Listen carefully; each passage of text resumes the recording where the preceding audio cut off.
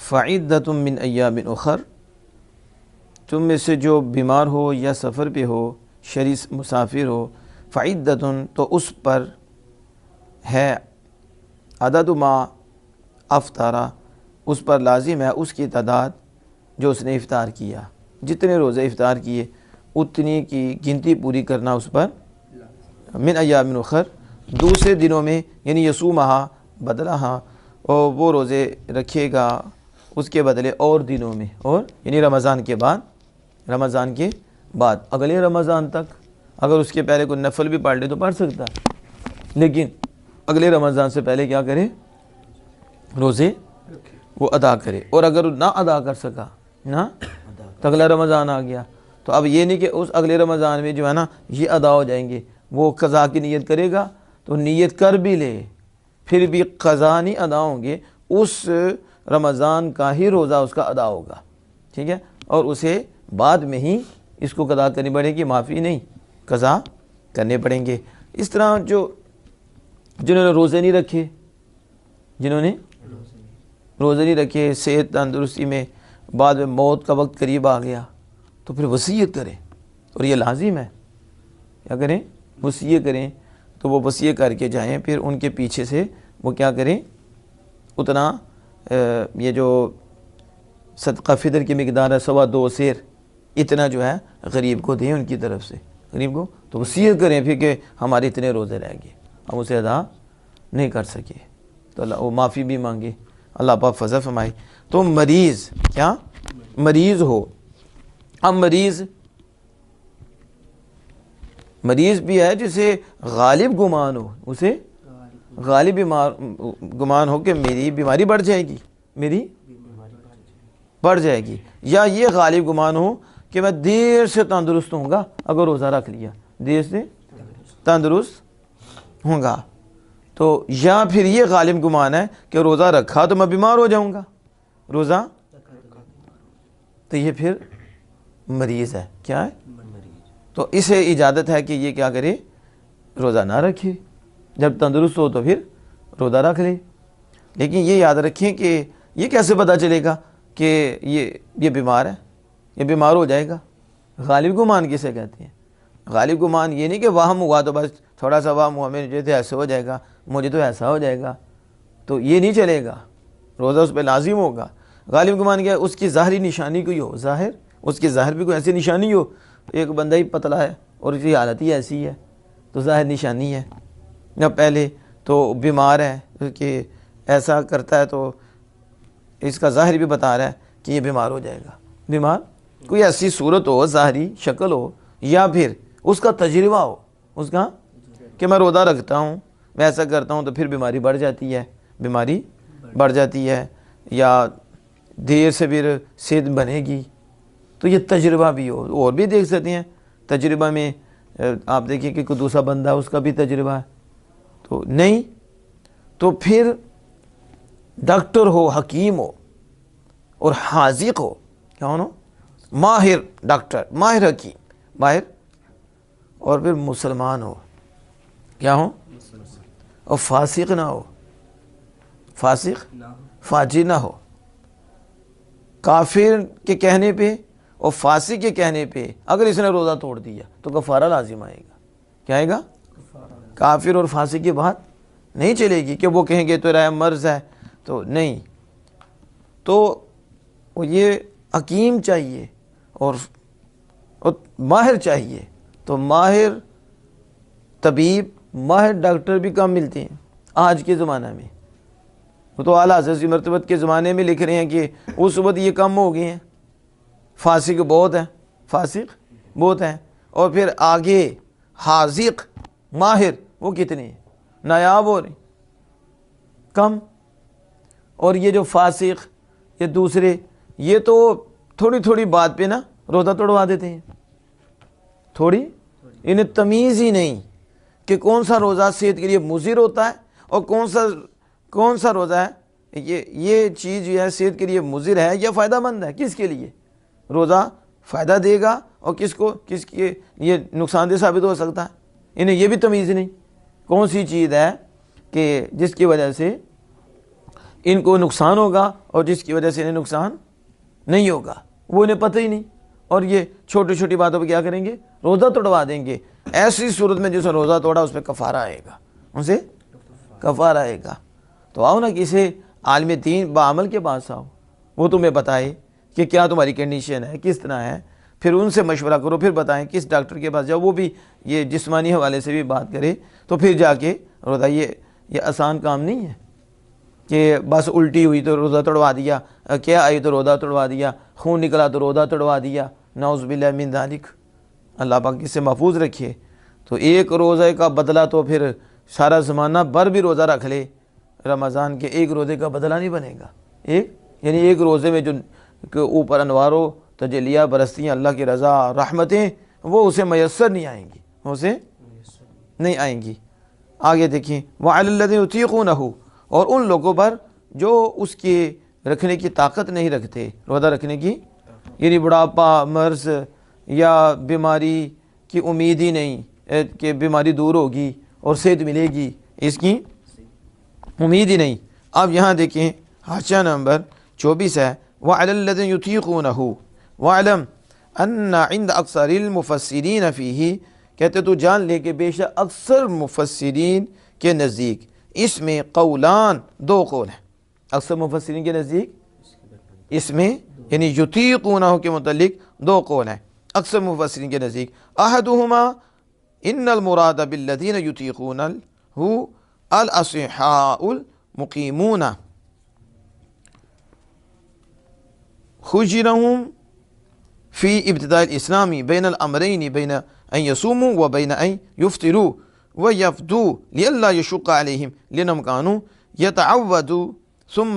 نُسِخَ التَّخْيِيرُ وَنَزَلَتِ الْعَزِيمَةُ بِقَوْلِ فَمَنْ شَهِدَ مِنْكُمُ الشَّهْرَ فَلْيَصُمْ۔ ایک قول یہ ہے کہ مراد الذین یطیقونہ سے صحت مند، کون؟ تندرست مقیم ہیں، یعنی تندرست مقیم یطیقونہ سے مراد ہے، یعنی جو طاقت رکھتے ہیں، جو طاقت رکھتے ہیں، صحت مند ہیں، تندرست ہیں، مقیم ہیں، انہیں اختیار دیا گیا شروع اسلام میں، شروع دو چیزوں کا، چاہے وہ روزہ رکھ لیں، کیا کریں، اور یعنی روزہ رکھیں اور افطار کریں، کیا کریں، یا افطار کر لیں، کیا کر لیں، افطار کر لیں اور پھر فدیہ دے لیں، کیا کر لیں، افطار کریں اور فدیہ دیں، تاکہ ان پر مشقت نہ ہو، تاکہ تو پھر اختیار کو منسوخ کر دیا گیا، پھر کیا کیا گیا، اور عزیمت کی آیت نازل ہوئی، فمن شاہد منکم الشہر فلیصم، کیا اختیار ختم کر دیا گیا، تو اب کیا ہوا، عزیمت، کہ جو تم میں سے اس ماہ کو پائے وہ چاہیے کہ روزہ رکھے، کیا کریں، تو اس آیت سے وہ کیا ہو گیا، اختیار منسوخ ہو گیا۔ دوسرا قول کیا ہے، وَثَانِهُمَا أَن يَكُونَ لَا مَحْذُوفًا، دوسرا قول یہ ہے کہ اس میں یطیقون سے پہلے لا محذوف ہے، لا یعنی لا یطیقونہ، کہ جو روزہ رکھنے کی طاقت نہیں رکھتے وہ فدیہ دیں، ایک مسکین کو کھانا کھلانا، ٹھیک ہو گیا۔ تو وَهُوَ وَاقِعٌ فِي مِنْ اسْتِعْمَالِ الْفُصَحَاءِ وَوَاقِعٌ فِي كَثِيرٍ مِنْ اسْتِعْمَالِ الْفُصَحَاءِ كَمَا فِي قَوْلِ تَعَالَى يُبَيِّنُ اللَّهُ لَكُمْ أَن تَضِلُّوا وَكَانَ الْمَعْنَى وَعَلَى الَّذِينَ لَا يُطِيقُونَهُ فِدْيَةُ طَعَامِ مِسْكِينٍ وَقَدْ قَرَأَ بِهِ حَفْصٌ أيضا فَكَانَ الْآيَةُ فِي حَقِّ الشَّيْخِ الْفَانِي وَفِي حَقِّ الْحَامِلِ وَالْمُرْضِعِ أيضا عند الشافعي على ما هو مذهبه۔ کہتے ہیں کہ دوسرا قول یہ کہ لا محذوف ہے، اور یہ فصحاء کے کلام میں کثیر استعمال ہے، فصحاء کے کہ ایسا حذف، ایسا کثیر استعمال ہے، جیسا کہ اللہ تعالیٰ نے خود فرمایا یبین اللہ لکم ان تضلوا، اللہ تمہارے لیے بیان کرتا ہے کہ ان تضلوا، اللہ تمہارے لیے نعوذ باللہ من ذالک، اس کا یہ کوئی ترجمہ کر سکے کہ ان تضلوا، کہ تم گمراہ ہو جاؤ، کہ اللہ پاک تمہارے لیے وضاحت کرتا ہے، تو ماننا پڑے گا کہ یہ لا محذوف ہے، اللہ تضلوا، اللہ تمہارے لیے بیان کرتا ہے، واضح کرتا ہے تاکہ تم گمراہ نہ ہو، تو اگر لا نہ مانے تو مانے کچھ اور ہو جائے گا، سمجھ آ گئی؟ پھر آیت کا معنی یہ ہوا کہ ان لوگوں پر لا یطیقونہ، جو روزہ رکھنے کی طاقت نہیں رکھتے، مسکین کو کھانا کھلانا، یہ اس کا فدیہ دینا ہے، اس کا فدیہ دینا ہے، ایک مسکین کو کھانا کھلانا۔ اور اسی کے ساتھ امام حفص نے پڑھا ہے فقان الآیت فی حق شیخ فانی، شیخ فانی کے حق میں یہ آیت ہے۔ کس کے حق میں یہ آیت ہے؟ لیکن امام شافعی وہ آگے ان حامل عورت، حاملہ عورت، دودھ پلانے والی عورت کے حق میں بھی امام شافعی رحمۃ اللہ کے نزدیک فدیہ ہے، جبکہ ہمارے نزدیک فدیہ نہیں ہے۔ حاملہ اور دودھ پلانے والی عورت جب دودھ پلانے سے فارغ ہوگی، جیسا مسئلہ عذر کی وجہ سے روزہ نہیں رکھا، حاملہ نے عذر کی وجہ سے روزہ نہیں رکھا، تو پھر بعد میں انہیں روزہ رکھنا پڑے گا، اس کا فدیہ نہیں، جبکہ امام شافعی رحمۃ اللہ کے نزدیک اس کا فدیہ ہے۔ اگلا حاشیہ نمبر 25 ہے، اس میں دیکھیں یطیقونہ پہ کہتے ہیں قال فی تفسیر شیخ، شیخ کی تفسیر میں کہا یطیق من اطاقہ، یطیق فلان، یہ یطیق وہ طاقت رکھتا ہے، یہ من اطاقہ فلان، یہ اطاقہ فلان سے ہے، کس سے؟ کہتے ہیں کہ یطیق من اطاقہ فلان اذا زالت طاقتہ، یہ کب کہا جاتا ہے یطیق اور اطاقہ فلان؟ کہتے ہیں جب اس کی طاقت زائل ہو جائے، تو کہتے ہیں اطاقہ فلان یطیق فلان، فلاں کی طاقت ضائع ہوگی اور فلاں کی طاقت ضائع ہو جاتی ہے، کیا ہوتی ہے؟ ختم ہو گئی، تو اس وقت بولا جاتا ہے اطاقہ فلان، یعنی اذا زالت طاقتہ، اذا جب اس کی طاقت ظاہر ہو جائے تو کہتے ہیں اطاقہ فلان۔ پتہ چلا کہ لا نکالنے کی بھی ضرورت نہیں، کہ اس کا معنی بھی یہ بنتا ہے یطیقونہ کہ وہ طاقت نہیں رکھتے، کیونکہ یہ حمزہ جو ہے اطاقہ میں حمزہ سلبی ہے، تو یہ تو نفی کر رہا ہے اس کی دیکھیں، کہتے ہیں والحمزۃ للسلبی، حمزہ کس کے لیے؟ یہ جو اطاقہ یطیق میں حمزہ آیا یہ کس کے لیے؟ سلب اور نفی کے لیے ہے، یعنی ای لا یقدرون علی الصوم، جو روزے پر قدرت نہیں رکھتے، آیا کہ نہیں؟ لا یعنی حمزہ یہاں لا کے معنی میں، جیسے ارادہ یرید ارادن، تو بولتے ہیں کہ مرید کسے کہتے ہیں؟ کہتے ہیں مرید لا یرید کو کہتے ہیں، مرید، حالانکہ مرید کا معنی تو چاہنے والا ہوتا ہے، کہا یہ حمزہ سلبی ہے، یہ ارادت کی نفی کرتا ہے، جو کسی کا ہو جاتا ہے پھر ارادہ بھی اسی کا ہو جاتا ہے، اس کے اپنے ارادے کی نفی ہوتی ہے، اپنے تو اپنے ارادے کی نفی نہ کرے تو یہ مرید کون سا ہے؟ یہ اور رسول اللہ صلی اللہ علیہ وسلم کا کیسا غلام ہے کہ اپنا ارادہ اپنے آقا پہ قربانی نہ کرے اور اپنے آقا کے ارادے میں فنا نہ کرے۔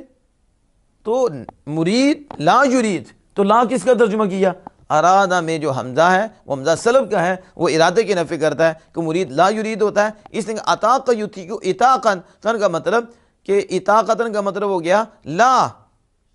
ازالہ، یعنی لا کا آگے کہ ازالتن، کہ وہ زائل کرنا، زائل ہونا، کیا ہونا؟ اور اطاقہ کا مطلب زائل ہو گئی، کیا ہو گئی؟ زائل ہو گئی، قدرت نہ رہی، کیا رہی؟